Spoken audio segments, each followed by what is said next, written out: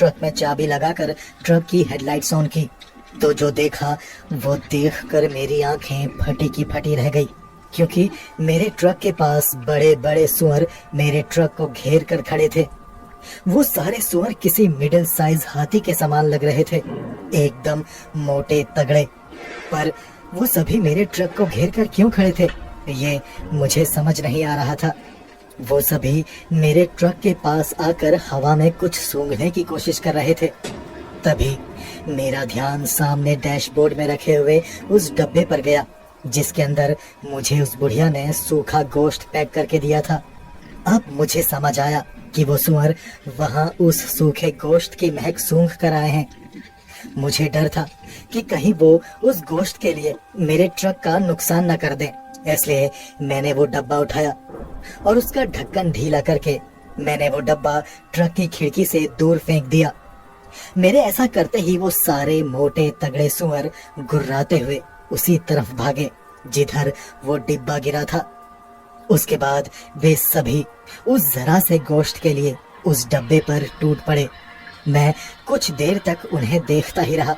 उसके बाद एक एक करके वो सुअर वहां से चले गए। मैंने राहत की सांस ली और मैं अपनी ड्राइविंग सीट के पीछे लंबी वाली सीट में जाकर लेट गया। मेरे मन में बस यही ख्याल आ रहा था कि अगर वो गोश्त का डब्बा मैं बाहर नहीं फेंकता तो क्या वो बड़े बड़े सुअर मुझ पर हमला करके कहीं मुझे तो नहीं खा जाते। ऐसा सोचते सोचते कब मेरी आंख लग गई मुझे पता ही नहीं चला। अगले दिन भी वही भाग दौड़ रही। फिर शाम को मैं उसी ढाबे में गया। उस दिन भी वहां दूसरा कोई ग्राहक नहीं था। मुझे अब लगने लगा था जैसे उस बूढ़ी अम्मा का सिर्फ मैं ही एकमात्र ग्राहक हूँ। जैसे ही मैं उस बूढ़ी अम्मा के झोपड़े के बाहर पहुंचा, मेरे पहुंचते ही वो बूढ़ी अम्मा एक हाथ में बड़ी सी थाली ले आई। उस दिन भी उसने वही खाना बनाया था जो उसने पिछली रात बनाया था। मैंने पेट भर खाना खाया और अम्मा से पूछा, अम्मा, मैं जब भी इस ढाबे में आया तब मुझे यहाँ कोई दूसरा ग्राहक नहीं दिखाई दिया, ऐसा क्यों? वो अम्मा बोली, अरे ऐसा इसलिए बेटा क्योंकि मैं उन्हें मारकर उन्हें पकाकर खा जाती हूँ। ये सुनकर मैं कुछ पल के लिए सन्न रह गया। फिर वो हंसती हुई बोली, बेटा सब दिन में आते हैं, रात में कौन ही आएगा इस जंगल में खाना खाने। फिर मैंने अम्मा को उन सुअरों के बारे में बताया कि पिछली रात गोश्त की महक सूंघकर ढेर सारे मोटे तगड़े सुअर मेरे ट्रक के बाहर आकर खड़े हो गए थे। वो बूढ़ी अम्मा बोली, अरे वो हाँ सब चटोरे हैं। एक बार मैंने उन्हें बचा कुचा खाना क्या खिला दिया, उनकी जीभ में गोश्त का स्वाद लग गया। बस रोज रात में आकर खाना मांगते हैं, नहीं दो तो उधम मचाते हैं सारे के सारे। फिर वो हंसते हुए बोली, बेटा आज भी बांध दूं सुबह के लिए सूखा गोश्त, सुबह खा लेना। मैंने कहा, नहीं अम्मा रहने दो, ये मोटे तगड़े हाथी जैसे सुअर फिर मेरे ट्रक को घेर कर खड़े हो जाएंगे, इससे अच्छा आप रहने दो, मैं कल आकर खा लूंगा। उसके बाद मैं वहां से वापस अपने ट्रक में आ गया। उस रात भी मुझे जंगल में उन्हीं मोटे तगड़े सुअरों की आवाजें सुनाई देती रही जो खाने की तलाश में ढाबे की तरफ दौड़ रहे थे। खैर मेरे लिए तो ये रोज की ही बात हो गई थी। ऐसे ही कुछ दिन और बीते। फिर एक दिन सड़क निर्माण का मेरा काम खत्म हो गया। अब सिर्फ सड़क में डामरीकरण का काम रह गया था जिसमें मेरा कोई रोल नहीं था।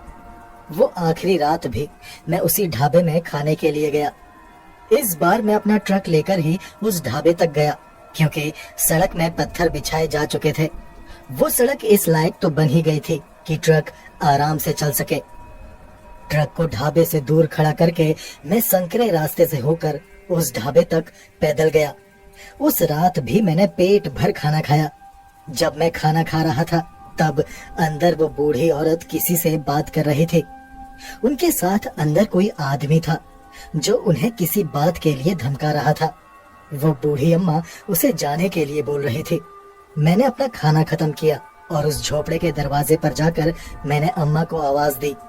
मैंने जरा सा झोपड़े के अंदर झांका तो देखा अम्मा ने एक आदमी को एक डब्बा थमाया बिल्कुल वैसा ही जैसा उसने पहली बार मुझे दिया था, जिसमें सूखा गोश्त रखा हुआ था। वो आदमी वो डब्बा लेकर दूसरे दरवाजे से बाहर चला गया। मैंने अम्मा से कहा, क्या हुआ अम्मा, कोई परेशानी है क्या? अम्मा बोली, नहीं बेटा, कोई परेशानी नहीं। फिर मैंने कहा, अम्मा मैं आज घर वापस जा रहा हूँ, मेरा काम यहाँ पर खत्म हो गया है। अम्मा के चेहरे के भाव बदल गए।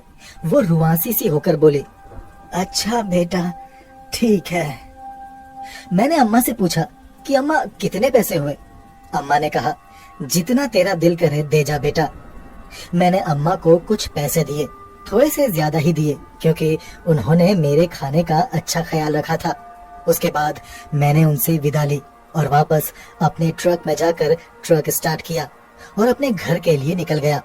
लेकिन इस पूरी कहानी का सबसे डरावना मोड़ अब आने वाला था। मैं जब उस जंगल के बीच सड़क में ट्रक लेकर शहर की तरफ जा रहा था, तभी मैंने सड़क के एक तरफ जंगल में किसी आदमी की चीख सुनी। कोई आदमी तेजी से दौड़ते हुए जंगल में भाग रहा था और उसके पीछे मैंने उन्हीं सुअरों के भागने की आवाजें सुनी, जिन्हें मैं रोज रात को ढाबे की तरफ भागते हुए सुनता था। वो सारे सुअर अभी किसी आदमी का पीछा कर रहे थे। मेरी नजर उस जंगल की तरफ ही थी। तभी मेरा ध्यान सामने सड़क पर गया और मैंने देखा मेरे ट्रक के सामने अचानक से एक आदमी आया।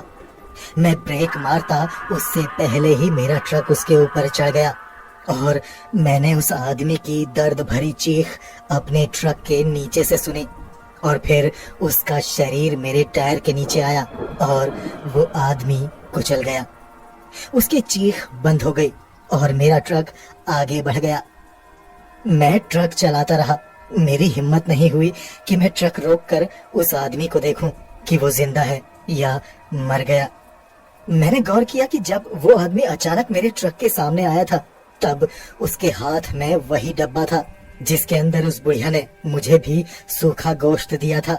वो डब्बा बिल्कुल वैसा ही था और वो आदमी वही आदमी था जो पहली बार मेरे ट्रक के बाहर आया था, जिसने मुझसे पानी मांगा था और जिसने मुझे उस बुढ़िया के ढाबे के बारे में बताया था। वो वही आदमी था। अब मुझे समझ आया कि वो सुअर उस आदमी के पीछे क्यों पड़े थे, क्योंकि उन सुअरों को उस आदमी के हाथ के डब्बे से गोश्त की खुशबू आ रही थी। वो डब्बा उस आदमी को उसी बूढ़ी अम्मा ने दिया था।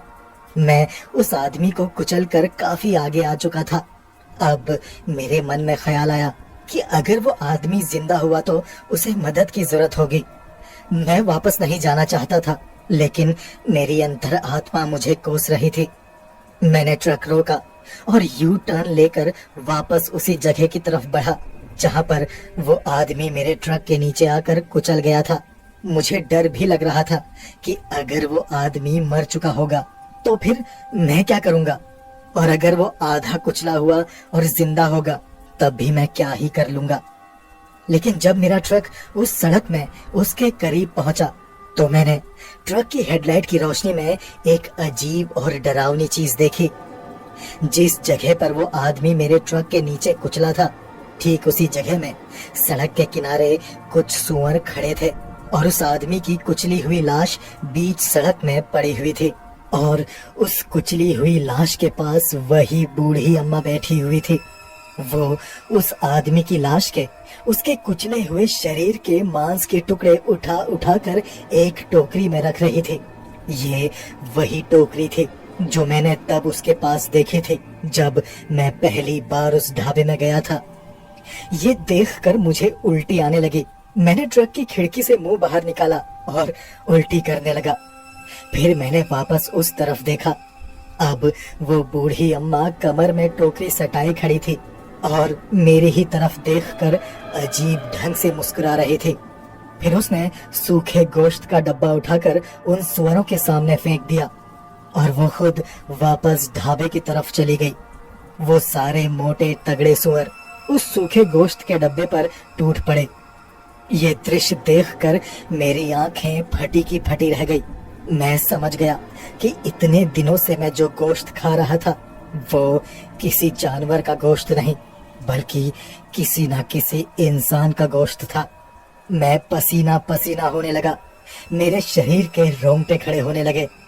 अब मुझे समझ आ रहा था कि उस रात उस बूढ़ी औरत ने मुझे उस डब्बे में सूखा गोश्त भरकर क्यों दिया था, ताकि रास्ते में वापस ट्रक की तरफ जाते हुए जंगल में वो सुअर उस गोश्त की खुशबू सूंघकर मुझ पर हमला करके मुझे मार दे और फिर वो बुढ़िया मेरे शरीर को भी पकाकर खुद भी खाए और उन सुअरों को भी खिलाए। मगर मेरी किस्मत अच्छी थी, मेरे साथ ऐसा नहीं हुआ। मैंने तुरंत ट्रक वापस मोड़ा और पूरी रफ्तार से उस जंगल से भगा लिया। तब से लेकर आज तक मैंने दोबारा कभी किसी जानवर का मांस नहीं खाया। आज भी उन दिनों को याद करके मेरे रोंगटे खड़े हो जाते हैं। दोस्तों, अगर आपको ये कहानी अच्छी लगी तो इस वीडियो को लाइक जरूर करें और अगर अभी तक आपने चैनल को सब्सक्राइब नहीं किया तो सब्सक्राइब कर लें। मेरे चैनल में इसी तरह की कई और दिलचस्प कहानियां हैं, उन्हें भी जरूर सुनें। मुझे और इस कहानी को यहाँ तक सुनने के लिए आपका धन्यवाद।